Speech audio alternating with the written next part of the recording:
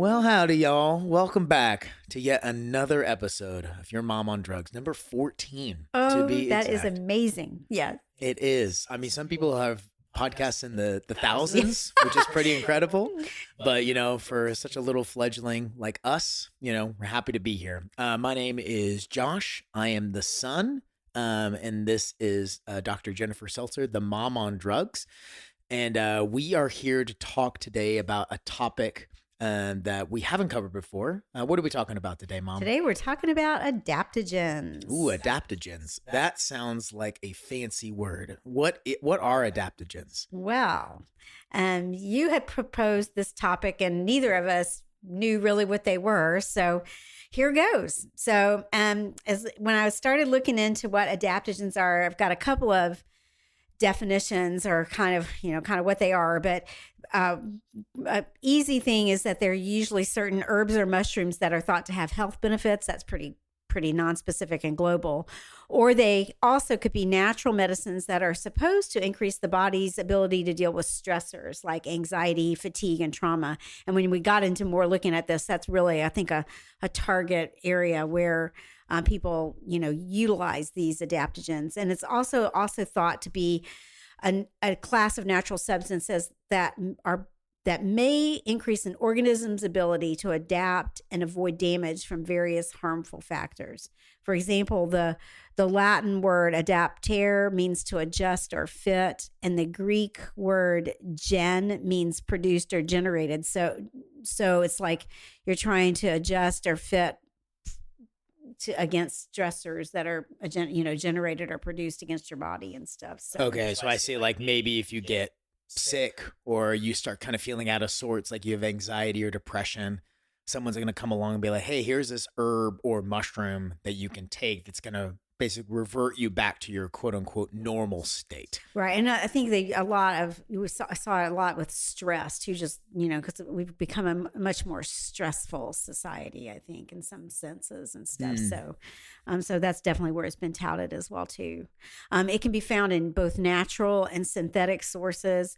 And interestingly, it's sold as teas and as tinctures, which is like a little concentrated liquid, powders that you can add to food, or a capsule. So it comes in a variety. And I also read too that it can actually, some of these compounds have been put in skincare products. So I'm like, I thought that was interesting. So I didn't really look at those that much and stuff. And these adaptogens have been used for centuries. They've been very popular in traditional Chinese medicine, as well as in Ayurveda, which is an ancient form of Indian healing medicine. And it's also, now they've become more popular in the Western world, but I thought it was really interesting because I'd never heard of Ayurveda before. And it apparently is a natural, holistic approach to physical and mental health. It's one of the world's oldest medical systems. And they usually, it sounds almost a little bit kind of like evidence-based medicine without the evidence, kind of. But the treatments, like I said, are derived from plants, but they're looking at I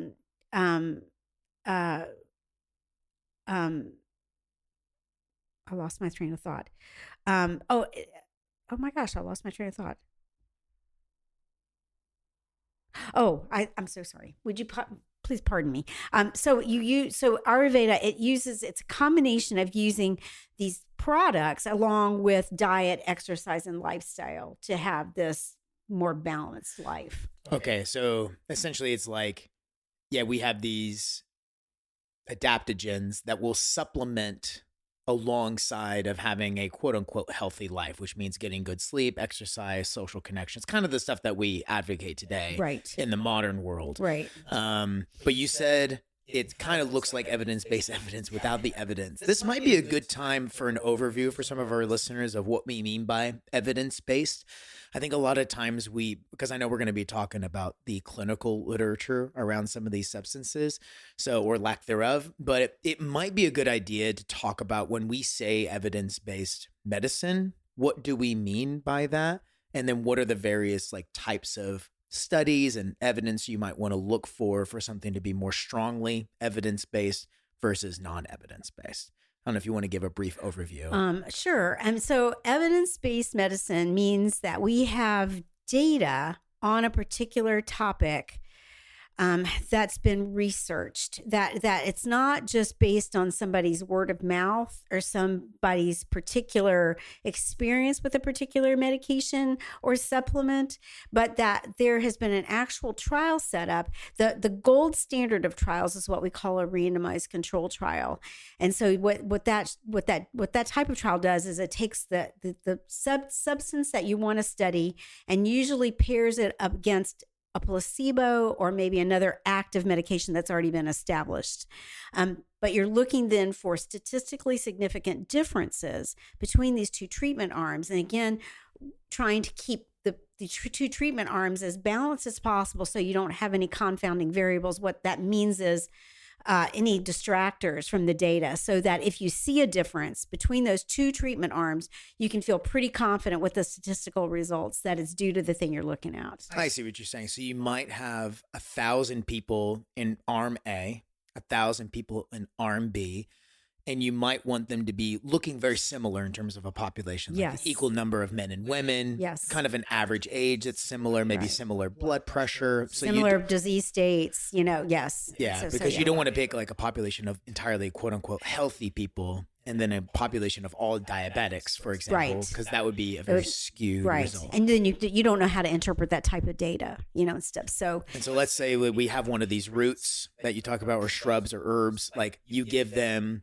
let's say, ashwagandha, for example, in arm A, and then you give them the root of a pecan tree in root B, and you grind it up, put it in a tea, make people drink it, follow them for. and then you got to decide what you're going to be. In all of these studies, you've got a hypothesis that you're testing, so it's like, will treatment A, let's say ashwagandha, will it cause you to have less stress than the pecan tree? And so then you've got to identify what your markers are going to be to measure that, so that you've got actual data rather than just, you can do some subjective assessments from patients, but it's harder to do statistical analysis on subjective, assessments. Yeah, because there could be so many things that cause stress in a Right. day. It might be something like cortisol levels. Or, Right, cortisol levels, blood or pressure. number of times that you had to take Tylenol. Just ridiculous things. But it's like, you're just looking for things to measure. How do I know this is better? So. And I think a lot of times these spaces where they'll, like in these complementary medicine spaces, whether it be homeopathy or Ayurvedic medicine or traditional Chinese medicine, they'll claim to have evidence. Like they'll cite studies that say, hey, there's actually a study that shows this benefit. But I think you would probably say not all studies are created equal, right? That's like there's correct. this kind of pyramid of hierarchy of quality of evidence. Can you speak to some of maybe the types of studies that some of these other forms of medicine might use to claim that they're evidence-based? Sure.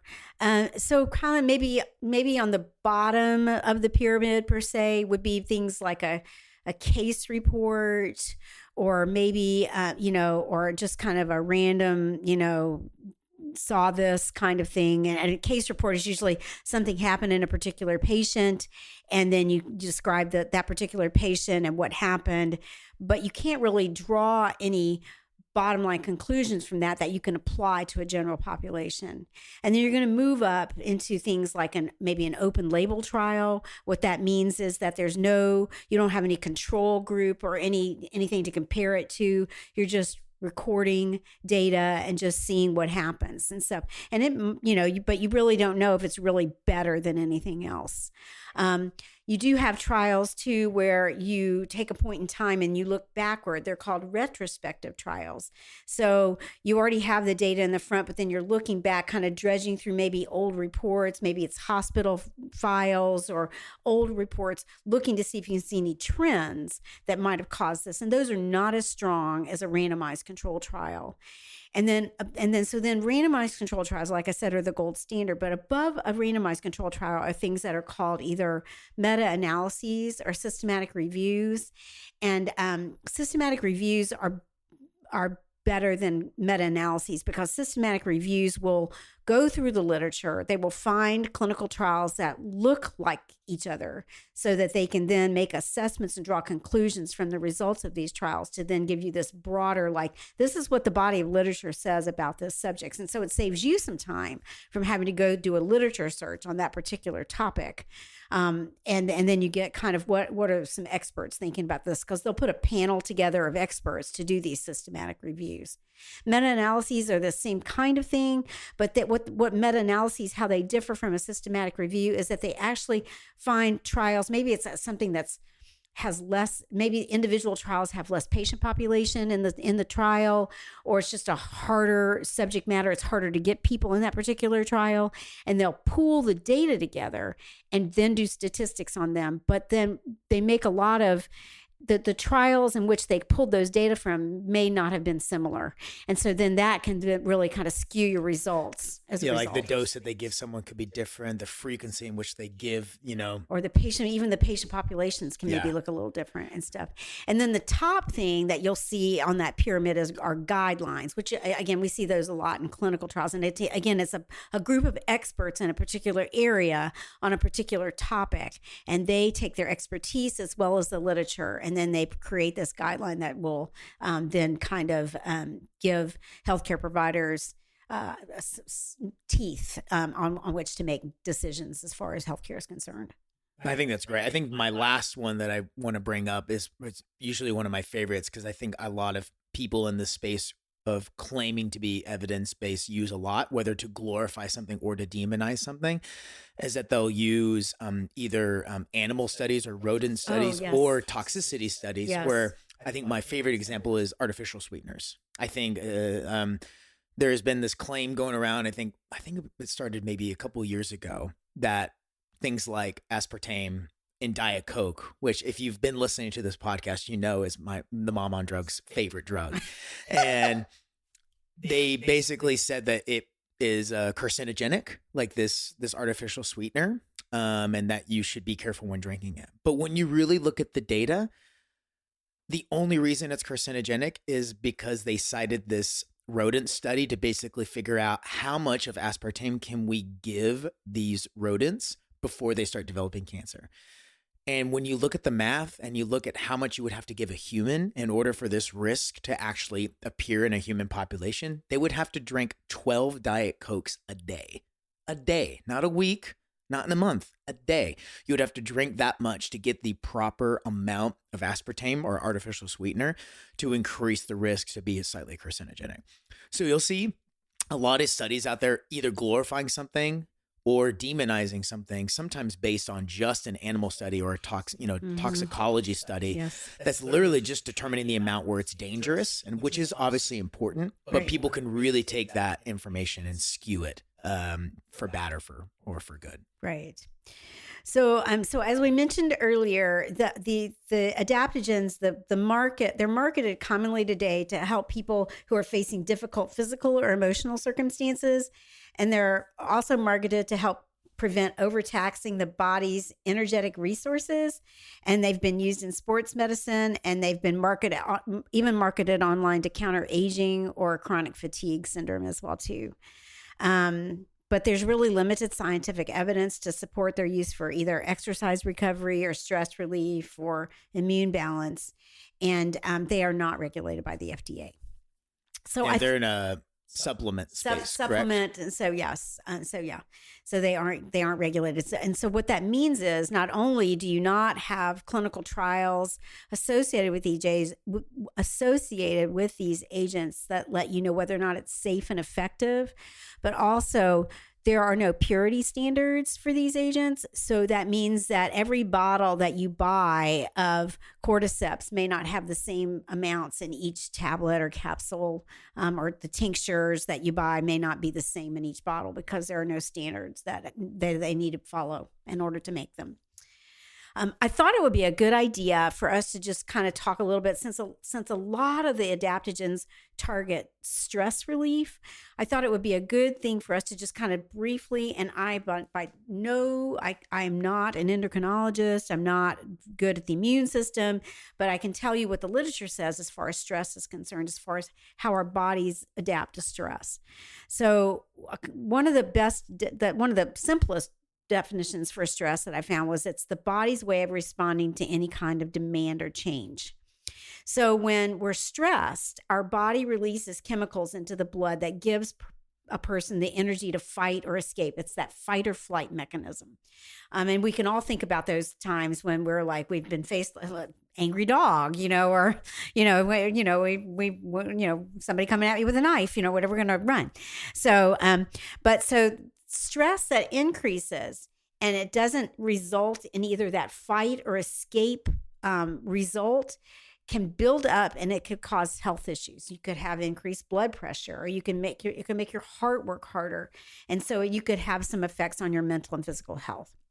And the system inside of our body that is responsible for helping with stress is called the hypothalamic pituitary adrenal axis, or it's known as the HPA axis. And it's a communication system between three organs: the hypothalamus, which is located really deep in the brain, the pituitary gland, which is also at the base of the brain, and then the adrenal glands, which are actually on the top of your kidneys and stuff. Oh.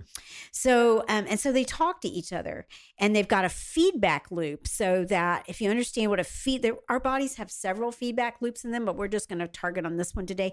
The primary agent that the HPA axis is regulating is going to be cortisol, which is what gets released when you have stress events. And so again, you've got a feedback loop. So if you put out a whole lot of cortisol out of the HPA axis, it'll go back to the top and tell your hypothalamus to tell you to stop producing cortisol. But if you have some defects in the system, then you could then and the cortisol gets released primarily from the adrenal glands on the top of the kidney.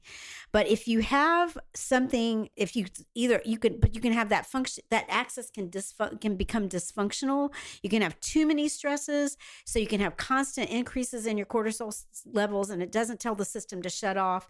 And so then you can have a whole lot of dysfunctional things going on in your body. Even you can have immune system dysfunction so you can have autoimmune disorders. You can have mood disorders, anxiety disorders, PTSD, and then you could also have metabolic disorders like diabetes or cardiovascular disease. So, can I give an example I think would help ground people in this? Absolutely. Okay, so it's a household example. So a perfect example of a feedback loop is your toilet. So whenever you press that, if you've ever had a broken toilet, you probably had to take off the top of the lid for the bowl, or the tank, I should say. And when you press the lever, you essentially open a valve that allows water to flush down the pipe, essentially out into the plumbing system. And then when you release the lever, the water rushes back in to fill the tank. And then when it comes up to an appropriate level, it actually lifts a balloon that essentially closes off the valve that's releasing the water. And you have a full tank of water to allow the water pressure to do the flushing. But if you've ever had a time where that bulb comes disconnected and you know that the water is just constantly running, you kind of want to think about like that with your body. Basically, if there's no signal to say, hey, we should stop secreting cortisol, that cortisol is going to keep being secreted. And like Mom said, cortisol in the short term is great. It allows you to, we need it. It allows you to take action, especially if you're exercising. It is a great lever to allow you to move and to exercise and use your muscles. But chronic cortisol in the body, just like chronic water in your toilet, is going to run up your water bills. It's going to potentially spill onto the floor. It's going to create that awful sound. So I think having that example in mind when thinking about feedback systems in your body is like, cortisol isn't always bad. It just, chronic cortisol secretion can potentially lead to negative outcomes down the road. So, because I think sometimes people hear cortisol as like, oh, it's stress, it's not good. But no, we couldn't function if we didn't have cortisol. Because we need, like Josh said, if we get sick, that kicks in to cause our immune system to kick in as well too and stuff. So yeah. So Okay, so little tiny like pharmacology of stress or whatever. So now we're going to move on to, you know, how do people think adaptogens work? And so why on earth did you talk about the HPA axis, Jenny, when you were like, what are we talking about? So, and the reason is that a lot of people think these adaptogens help to stimulate the body's stress protection response. So I thought this was really interesting. There are 3 criteria that need to be met to be classified as an adaptogen. The first one is, it just kind of made me laugh because I'm like, well, we could classify anything as an adaptogen, but I'm sorry, I'm supposed to be evidence based only. So it's Yes. so first of all, adaptogens are supposed to work non-specifically. They provide benefit for a wide range of conditions, including biological, physical, and chemical stress. So they are thought to produce a response that allows the body to cope with stress. And there's a lot of theorized chemical elements in these adaptogens that are supposed to do that. The second thing that the criteria that has to be met to be classified as an adaptogen is that it has to help the body maintain homeostasis, which is a big word for saying balance, by any offsetting thing that could cause imbalance, that could cause, so either an external stress or a health condition that could cause an imbalance in your body. This substance should help bring your body back into balance again. They are thought potentially that they may help to boost, they could help balance the immune system, the endocrine system, potentially by having an effect on that HPA axis. But it's theoretical pretty much. I could not find any data that actually really showed these are the an proposed effect. mechanisms, but there's not evidence to suggest it. It's basically plugging that cortisol leak, right, is potentially what they'd be suggesting. And that they could also have an effect on the immune system. Okay. Energy usage, mood, there are different things, but there's really been no definitive studies that have shown exactly how these things work. And the third criteria to be an adaptogen is that they cannot be harmful to the body. So again, those 3 criteria are that they work non-specifically, that they must help the body maintain homeostasis or balance, and they can't be harmful. So, can I ask why that sticks in your craw a little bit? Like when you hear those criteria and you say, so this could be anything, right? You could say that for about water, right? Yeah, it works non-specifically. And interestingly, too much water causes illness. So I think when I hear something that talks about that something needs to be non-specific, I'm like, then how do you measure whether or not it works or not? What on earth are you looking at is kind of where I'm coming in when I hear that non-specific thing. Yeah, that's a good question. I feel like based on some of the stuff that I read, there seems to be 2 schools of thought, right? There's the evidence-based approach, which is very reductionist. Like we're going to design this drug that binds to this receptor, and this receptor is going to release this peptide that's going to cause this effect in this cell. It's very well understood. Whereas I feel like in some of these more holistic methods, it's more about how you feel. It seems to be more about the state of what it's like to be that thing. And it almost seems to be folks either want to, I don't know what the opposite of reductionist is, but it's like this idea of just seeing something, maybe holistic expansion. Yeah. But because I really do think a lot of people in this space really see their relationship, not just to themselves, but also to nature as this very connected experience. And I think that's why a lot of things that are natural or things that come from the earth are very popular. It's like, well, I'm consuming something of nature. I want to be one with it. I want to be one with myself. And so you kind of tend to think of yourself as kind of this ecosystem. And I think taking some of these substances is very much like a placebo. And we'll talk about placebo a little bit later on, but I think it's like a kind of like a little ritual. It's like when I'm taking this thing, it signifies that I'm this type of person who cares about this thing. And I think if you're like, I want to reduce my stress by feeling connected to the earth and consuming this root, I think just even that belief alone might be enough for people. And I don't think the mechanism matters. I actually think the mechanism, from talking to folks like this, I think the mechanism actually is boring to them, and it actually gets away at the beauty of feeling expansive. I think they see reductionism as a limitation of their relation to the world and also to themselves.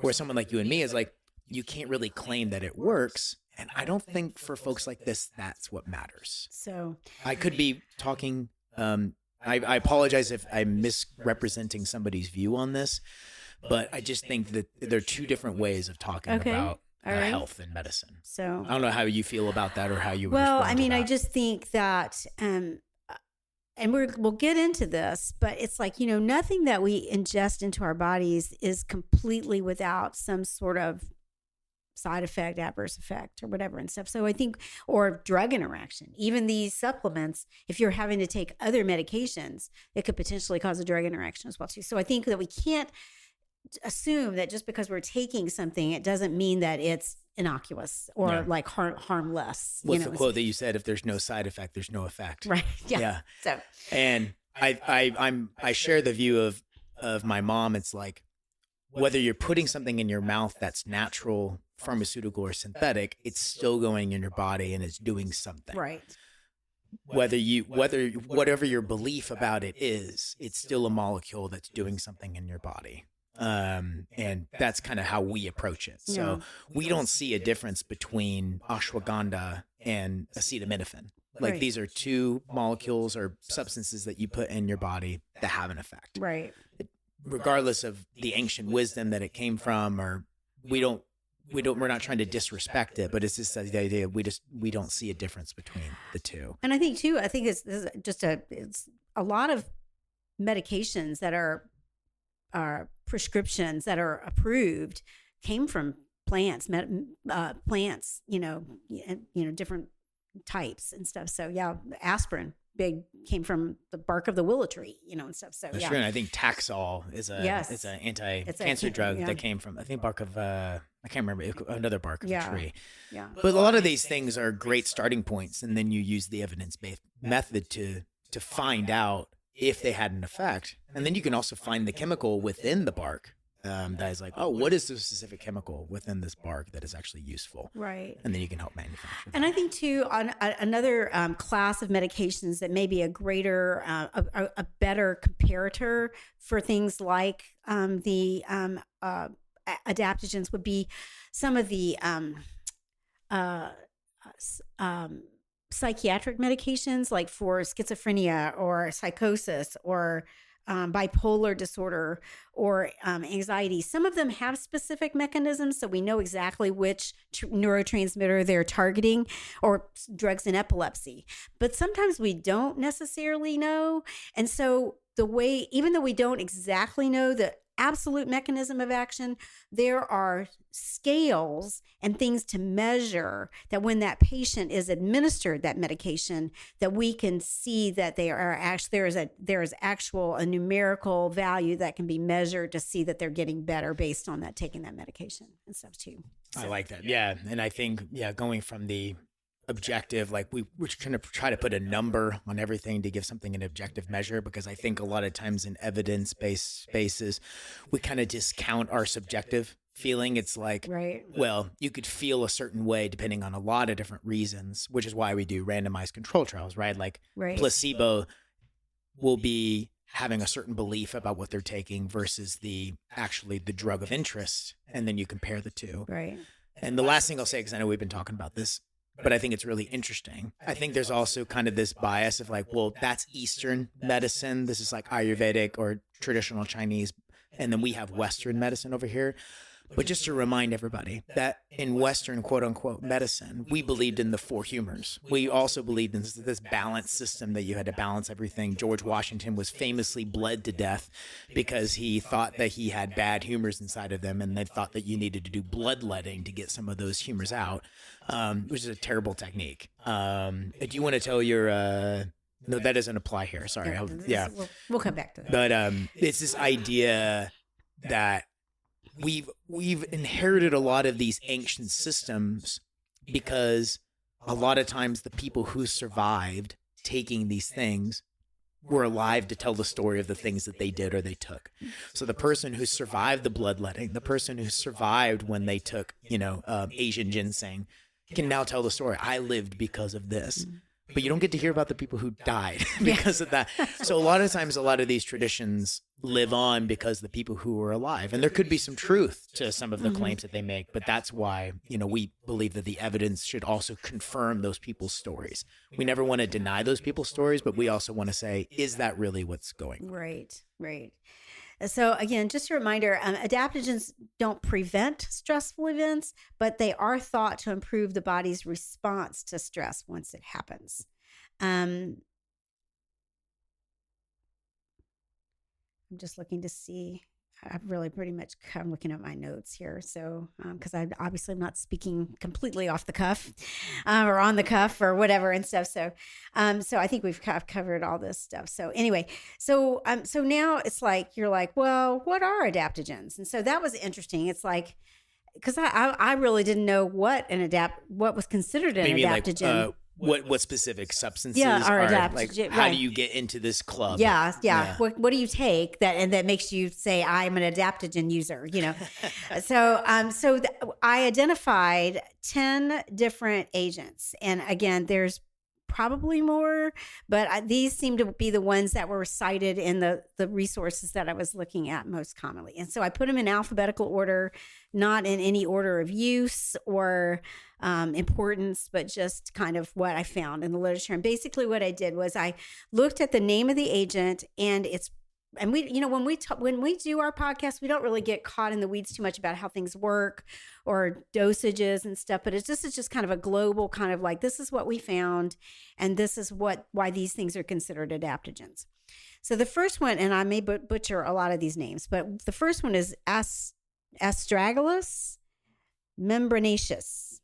And this is an agent that is supposedly touted to improve immune response, and it may have antioxidant effects by inhibiting free radical production. So that means free radicals are things that can get released in your body, and they cause a lot of toxic effects.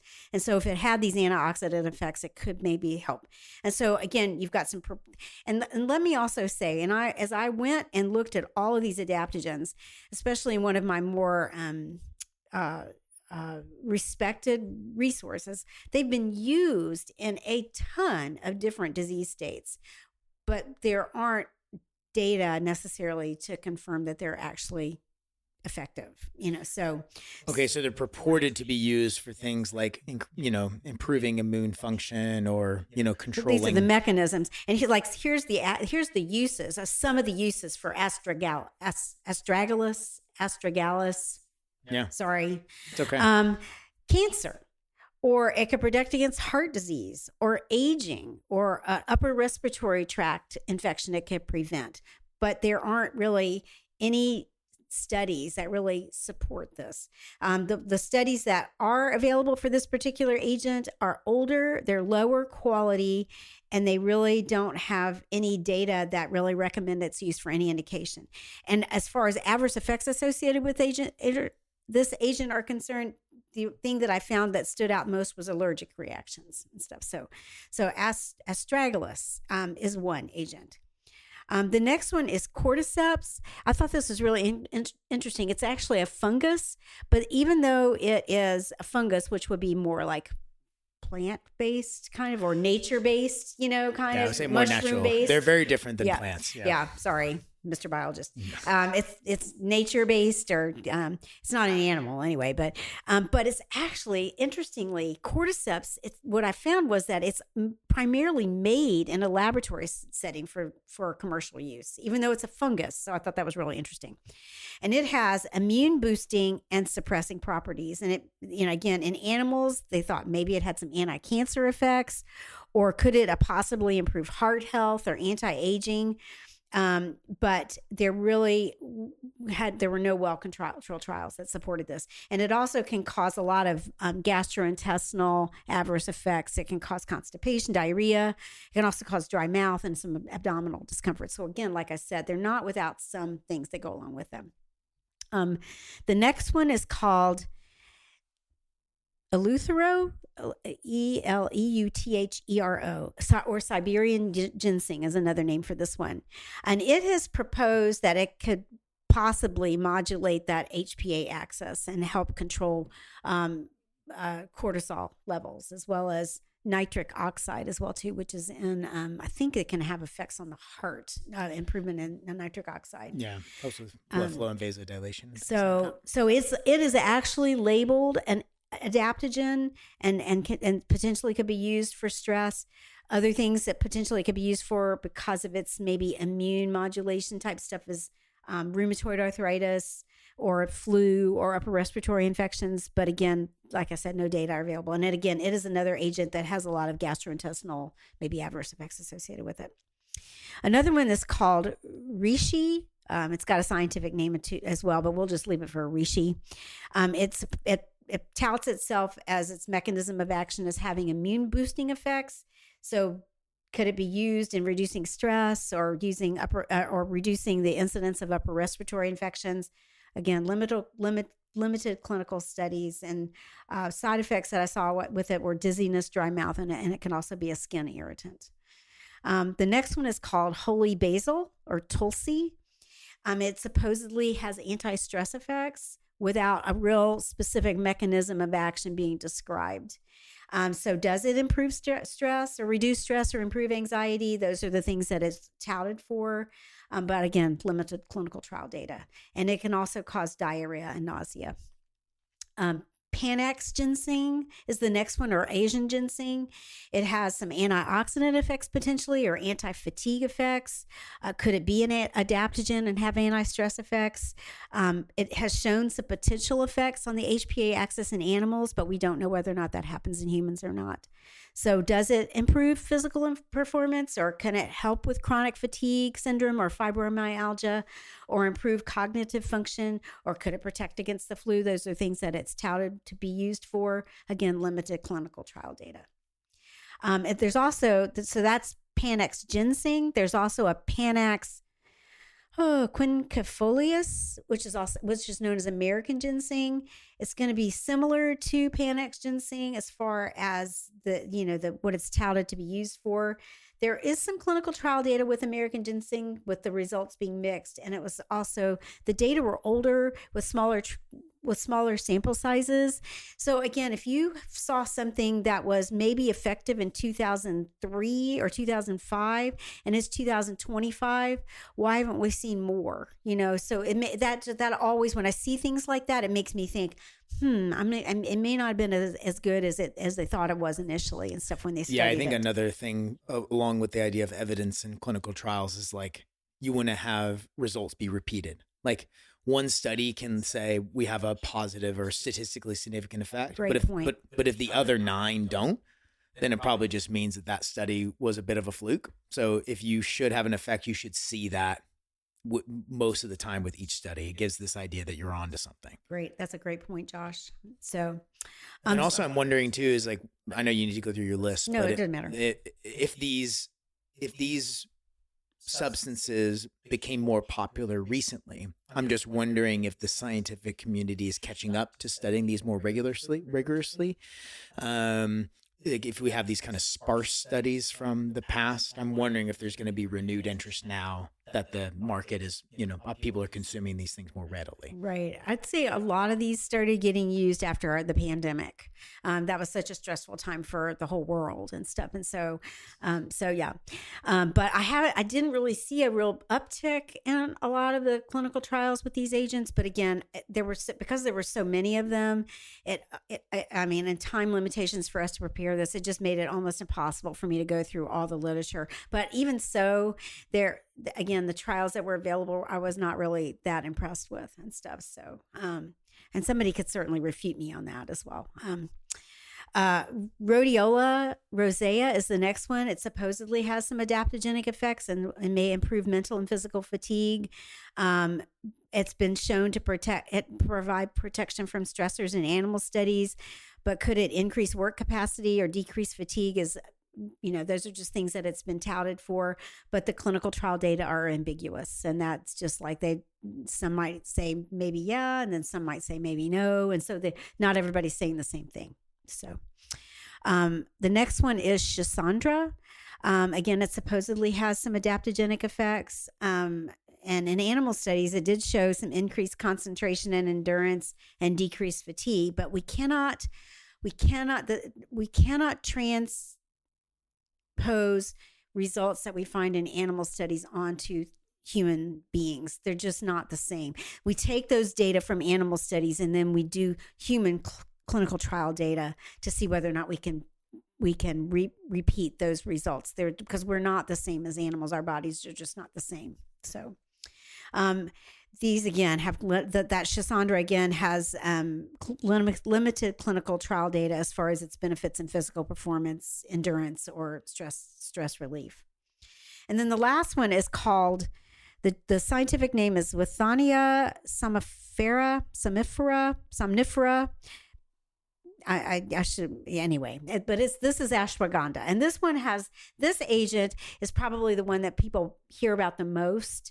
It has more clinical trial data available for it. There were some positive data that showed its usage in stress, anxiety, and sleep, because it may have some central nervous system effects on cortisol levels, and it potentially could have effect on some other neurotransmitters in the brain that could help with either like anxiety or sedation.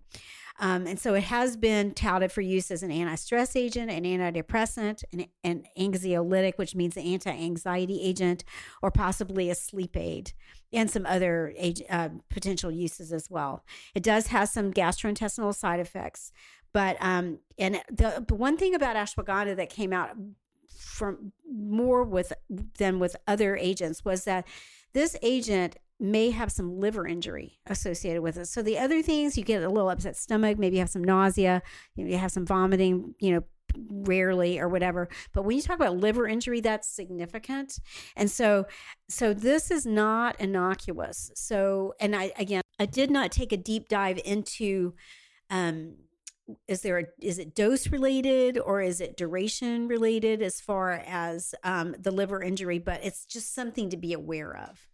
Yeah, that's a crummy thing about this space, is in the supplement space, because not all ashwagandha tablets are created equally. And one study could be about, you give somebody an ashwagandha tea, and the other one is you give them a tincture, and the other one you give them. So it's so hard to standardize. And basically what the definition of an adaptogen is that it's non-specific. So it's like, okay, if it's non-specific, then that means that it can also help in all these areas, but that also means it can hurt in all these areas. Like, it's not going to know exactly how to bring something in or out of balance. So, right. Yeah. The other thing too, with the clinical trials that are available, the longest I think that I saw with ashwagandha was 12 weeks. So we're talking about 3 months. So we're talking about relatively short-term use of these agents. And really, I think all of them, any of the studies were not very long. So we're not talking about, you don't use these things for a year. There are no data that showed that, so, I mean, are you having a stressful time in your life and you need something for a month? Maybe, and stuff, but these are not long-term use agents. I found no clinical trial data, even the bad clinical trials that use it for long-term. Yeah, so we're kind of ignorant about that. And I imagine if people are using it for sleep, they might use it every night. They could. Something like melatonin. Yeah. Right. So, and we just don't know, the appropriate safe dosage that you can take every day and be fine. Right. I imagine a lot of those damages are from people who take really high doses. We just don't know. Or a long time period or whatever. Yeah, we could definitely look that up if somebody needs to know that and stuff. So the other thing, so as we plan these podcasts, I'll be walking through my house and I'll think, what's the next thing that I would want to know? And the next thing that I wanted to know was, how much do these things cost? Because, oh my gosh, I found this particular market trend study, and these agents are sold. I mean, that's a global market for them. And in 2023, $10.3 billion were spent on adaptogens all over. Those were US dollars. I think it's US dollars, but I think it was worldwide, but I'm not positive it was worldwide, but it's supposed to continue to increase by 7% a year for the next 5 years and stuff. So this is a really big thing in the market. And again, I say it's $10.3 billion. Sounds like an awful lot of money to me and stuff, but I didn't compare it either to, like if you have to take Eliquis, what's the market, I still think pharmaceutical companies still have a much larger market share. I think I think you're right. I think it's hundreds of billions of dollars and stuff. So yeah. But obviously those companies are making a lot more products. Right. And this is a very niche space. And I think it is kind of geared towards those people. We call them, at least the people that I affectionately call the health optimizers or the biohackers. Yes. They're always looking for little edges to, make themselves just a little bit healthier. Right. And yeah. And that is it. That's it. The people who use these, the consumers that use adaptogens are looking for health benefits and stress relieving activity. So wanting to just have a more balanced life, and stuff. So yeah. And like I said too, the COVID pandemic was really a big driver for adaptogen use. So I thought, okay, well, is this going to break somebody's bank by using these things? And so I just did some sample costs. I just Googled on Walmart and Amazon, like if you wanted to order here's another little aside before I give you these prices. It was really interesting too. When I did this, a lot of products that are available put several of these in the same capsule. So then you're like, oh my goodness, which one works? That when you do that and there aren't a lot of data to support it, you don't know, is it all together? Is it nothing working? Is it all working? Don't really know. But so when I broke them down for the individual, I looked primarily at ashwagandha and I looked at a 1 ounce tincture bottle was $18. And I think you use a drop a day. And I forgot to do the math as far as how long that would last. It might last for 2 months, 1 to 2 months. So it wasn't going to break the bank. Then rhodiola for 60 capsules, it was $18.50. That's 60 capsules, and you just take one a day. So that could last for 2 months. So not bad, Yeah, and just to give an idea of like what some of these are, especially like ashwagandha and rhodiola, these are root. I don't know if you call them root vegetables, but they're definitely roots. Root plants. Yeah. I remember my brother was in the Peace Corps in this island called Vanuatu, and they had a root there called the taro root. They also had something called kava, and essentially what they would do during the times where they would have these just kind of communal celebrations, they would take these roots and they'd essentially grind them into tiny little pieces, and then they would then put them in a solution. Usually it was water. And then that was essentially consumed. So that was the idea of like, this is how you take the root and consume it, which is, I imagine, how they get these tinctures as well. Right. But a big root can go a long way. Yes. So, and it's relatively inexpensive to harvest these things and to grind them. So I imagine it would be interesting to look at the profit margin of some of these substances. Right. But also, like Mom said, is like, these are not regulated. So when you buy these tinctures, you're not really sure how much of it is ashwagandha. How much ashwagandha is in there? Yeah. Yeah. So it could be a dilute. It could be nothing. Water. Yeah. Or alcohol or whatever. So yeah. So if you are going to buy supplements, there are labs out there that actually do verify the substances that they sell. If they are supplement companies, I think Thorne, THORNE, is a great company that actually verifies the substances and the quality of ingredients they put in their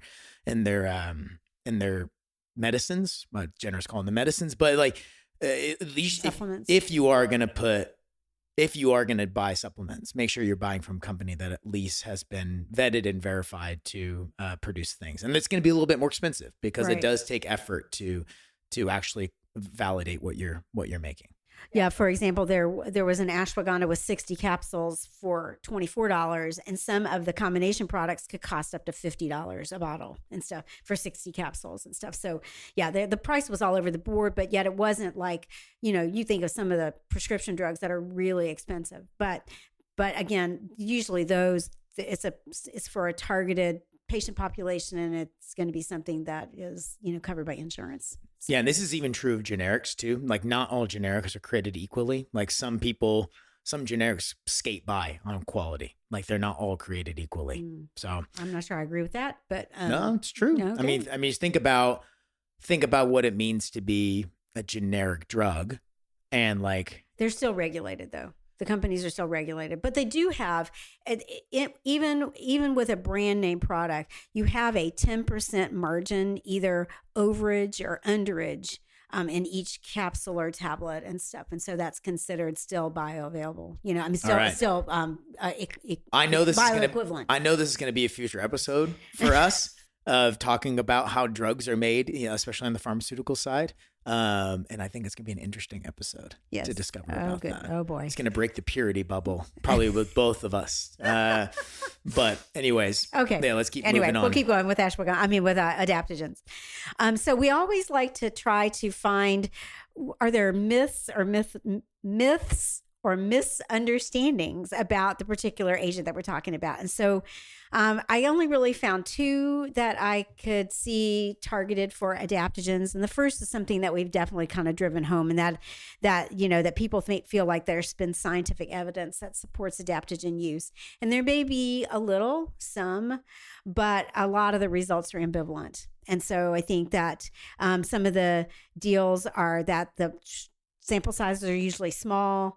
The trial could have been supported or paid for by a manufacturer of a product. And whenever you have a manufacturer paying for the study and analyzing the trial data, you're always concerned with some bias there. So you want to be careful about that. And I also mentioned too, a lot of the trials are older. So, and then this is the last thing, the second thing, as far as scientific evidence. A lot of, there is some concern or some thought that using adaptogens may actually be a placebo effect. And a placebo effect is basically you take something and you think it's going to have this effect, and it does. But it's not really, again, without a randomized controlled trial to measure that, you don't know whether or not you're really having an actual effect from that particular supplement or not. I was sharing with Josh earlier, years ago, when I was that we taught a biostatistics class in our pharmacy school. And there was this old study where back in maybe the 1930s, 1940s, the treatment for angina pectoris, which is oxygen deficiency to your heart, so you'll get chest pain and stuff. The treatment for angina, or angina, if people say it that way, was that you would do this surgery, and they would go inside the person's body and clip and tie off what they called an internal mammary artery. So some sort of a vessel that was going to the mammary gland in the body and stuff. And that was what they thought caused angina. And so they clipped it off and stuff. Well, several years later, they actually did a randomized controlled trial where half the people got this surgery, and then the other half got a sham surgery. There was an incision made, but no mammary artery cut, and they found no difference between those two patient populations. So again, that's that placebo effect. So we'd have to have more clinical trials to determine whether or not these adaptogens have more than just a placebo effect. And so it's just a thought to put out there. Yeah, I wonder if that's a hangover from our bloodletting days, because we forget that medicine, especially evidence-based medicine, is relatively young to the world. And even like little techniques from the 1930s might have had a hangover, from the earlier days of like, well, This is just what we've done. And it seems to have worked, but you really only count the people who have lived. Yeah. And that's why you need to study things to really confirm whether something is actually working or not. Yeah. Like you can't just, it's like when you ever go to like a court trial and you just look at somebody, that guy looks guilty. It's like, well, looking guilty is very different than being guilty. And I wouldn't want somebody to look at me and just based on how I look to determine if I'm guilty. I would like for them to have some evidence. So we want to apply that same rigor to what we put in our bodies. Yeah, I agree. So the second misunderstanding is that adaptogens are safe to use. And, again, I didn't see a lot of really serious adverse effects associated with them, but they have some, and especially that concern about liver injury with ashwagandha. Again, so you want to not put something into your body without realizing that it could have some sort of an effect. And we also mentioned too that potentially it could have a drug interaction as well too. And again, without the lack of FDA regulation, what you are taking is not going to be the same, in each bottle that you get and stuff. So there's just some food for thought. So to wrap this up, a couple of the concluding comments that I have about adaptogens is that they have been utilized to help the body adapt to stress and promote it for other health benefits. The research is lacking, but there is some evidence for use for ashwagandha for short-term use. And then a lot of the other health claims for adaptogens, there just isn't a lot of validation for, why you should be using that to begin with and stuff. So, but again, again, you got to balance that in with the placebo effect and all that good stuff. So they're not regulated by the FDA, so they can vary in quality and purity. Adverse events and drug interactions are possible. And I think it's really important. This is the last point that I'll leave you with, and then I'm sure Josh has a couple of things to say. You really do want to consult your healthcare provider before you start one of these, because herbs and supplements should not replace standard of care therapies or sustainable lifestyle changes. They're not a substitute. I mean, and maybe you can add something on, and that's okay with your physician or your nurse practitioner to do this. But keep them in the loop when you're doing this. I think that's so well said. The NIH recently changed their definition of alternative medicine to complementary medicine, because this shouldn't be a substitute for, let's say you're a diabetic and you need to take insulin in order to cope with that. And you find this new root that's going to do the quote unquote same thing. And also it's going to cure your stress and, make you taller. You want to take this stuff because it will complement the lifestyle that you already have, which you should probably be using evidence-based care. We've covered a couple of these topics so far with supplements, and it seems that this space is growing. And I think this space is growing because I think there's this kind of yearning for wholeness in people. I think people are feeling stressed, and I think they're feeling overwhelmed or whatever. And I think a lot of times when that happens, people will just grab onto something that kind of gives you this kind of panacea effect. And I think that can be a really comforting thing. I think like taking a ritual, whether it be a cup of coffee or, prayer or going for a run. Like I think some of these things can have benefit, but I really think it's your relation to these things that can have the benefit. I think belief and having a story that you tell yourself can really help you feel like a healthier person. But I think the unfortunate thing in this space is that we've kind of pitted these two things against one another. There's evidence-based medicine versus complementary medicine, and like they're enemies, which I really think they just need to recognize their own role. And I think one is more of this spiritual or holistic side where you're kind of just actively engaging in the world. And then this other side is like, hey, these things have actual specific uses. And I still think that I can be grateful for my Tylenol the same way I'm grateful for my ashwagandha, because it's still amazing that I'm putting these things in my body. It has an effect. I'm caring about my health. I think sometimes the people who criticize evidence-based medicine think, oh, these are people who just pop pills and just don't care about themselves. They just are just using a pill to try to get better. And I think they discount the fact that people like you and I, Mom, we still want to have an active relationship with the world, and we take drugs because we think that they work, because they have evidence behind them, and we still want to be healthy people. And I think if we both recognize that both camps want to be healthy, I think that's the benefit. And I think what I would encourage from the people on the adaptogen side is like, just show us that you have evidence that it works, and we'll believe you. But even if you don't want to show that you have evidence, that's fine. Just don't make claims that it works. Just make claims that you're doing this because it just makes you feel better, just internally, psychologically. And I still think that has a benefit as well. So that's the last thing I'll say. All righty. So that's all I have. Well, wonderful. Well, y'all, thank you so much for kind of joining us on this space. If you like what we do, please, subscribe to us on any podcast service that you have, whether it be Apple Podcasts or Spotify or whatever. If you ever have a question, feel free to reach out to us. We'd love to chat with you. But until next time, I'm Josh Klaus. And I'm Jenny Seltzer. And this has been another episode of Your Mom on Drugs. Talk to you soon. Bye.